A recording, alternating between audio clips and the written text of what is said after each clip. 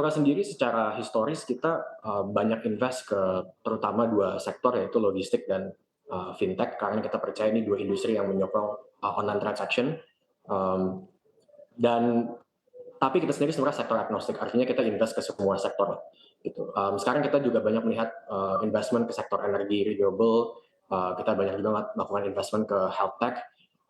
Tetapi sebenarnya tidak bicara per sektor sih Pak, kalau misalkan kita ngomongin soal um, PHK dan juga kerugian gitu ya. Ini ngomongin soal fundamentals dari cara menjalankan suatu company gitu. Ketika seorang entrepreneur itu dalam tanda kutip foya-foya untuk spending hiring yang tidak efisien dan juga spending di marketing yang jadi dalam tanda kutip bakar uang, ya itu akhirnya fundamentals company-nya jadi terhambat. Nggak, doesn't matter sektor industrinya apa. Sebetulnya kembali lagi tentang cara operasional menjalankan company-nya Pak.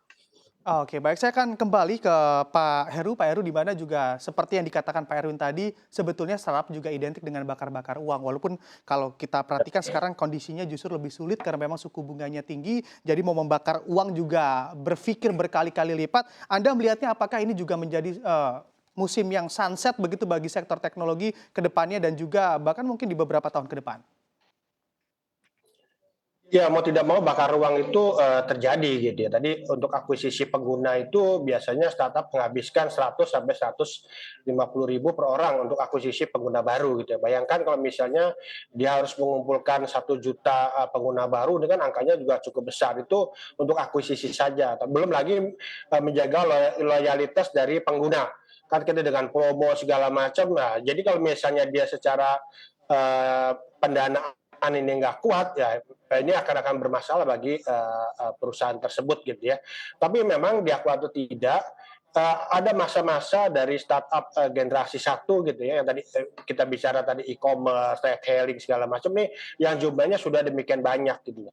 Dan ada beberapa sudah menjadi unicorn, sudah dekakorn. Jadi kalau misalnya ada startup yang bergerak di bidang e-commerce, retailing yang baru, nah ini juga akan berat ke depannya karena ini udah ada pemain utamanya sudah ada gitu ya. Kalau mereka kuat secara finansial oke, tapi kalau enggak 1-2 tahun ke depan juga akan gugur kalau kita lihat.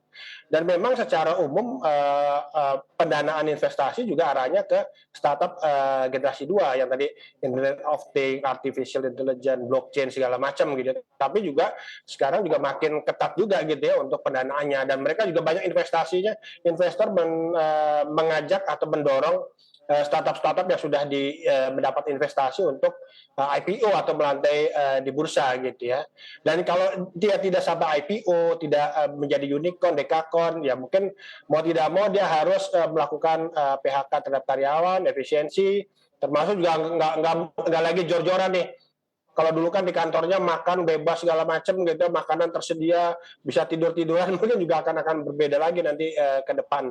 Karena istilah secara internasionalnya adalah ya winter is coming gitu ya. Jadi ini kita akan menghadapi masa-masa yang cukup berat.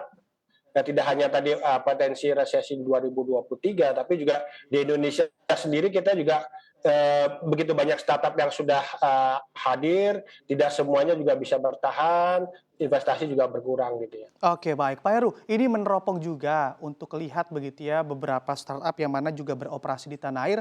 Anda melihatnya dari sisi kinerja keuangannya dan juga ekspansi perusahaannya. Apakah memang Anda melihat ada yang memang berpeluang ataupun beresiko terkena badai PHK dalam waktu dekat ini? Kalau badai PHK masih terus terjadi gitu sampai 2 tahun ke depan. Yang pertama itu pada perusahaan yang memang dia belum menjadi unicorn, apalagi dekakorn gitu ya. Kemudian juga bagi perusahaan-perusahaan yang tidak mendapat investasi baru atau mungkin juga tidak bisa IPO itu yang akan menjadi gempuran hebat bagi mereka gitu untuk bisa bertahan, bagaimana bisa survive gitu ya. Saya pikir beberapa layanan yang sifatnya seperti perdagangan online, e-commerce gitu ya, ini mungkin akan terkoreksi jumlahnya dan hanya yang benar-benar kuat saja yang bertahan. Mungkin juga ride hailing itu udah ada GoTo, ada Gojek, ada Grab gitu ya. Mungkin juga pemain baru juga akan sulit. Sementara kalau untuk yang masih terbuka, mungkin kita bicara tadi metaverse, artificial intelligence ini masih terbuka, tapi juga mungkin juga pemainnya tidak terlalu banyak juga yang mungkin bisa berkembang nantinya. Oke, nah ini bicara terkait winter is coming yang mana juga menjadi badai PHK juga apabila dampaknya juga terus berlanjut, Anda melihatnya bagaimana sih Pak Erwin terkait pendanaan? Apakah juga di Kejora Capital ke depannya juga akan makin selektif? Ya, jadi sebetulnya meskipun ada narasi-narasi tentang winter is coming dan rem di sisi pendanaan, sebetulnya kayak kembali saya bilang waktu di awal, di Indonesia sendiri sebenarnya jumlah capital available untuk startup itu ada 2 sampai 3 billion dollar.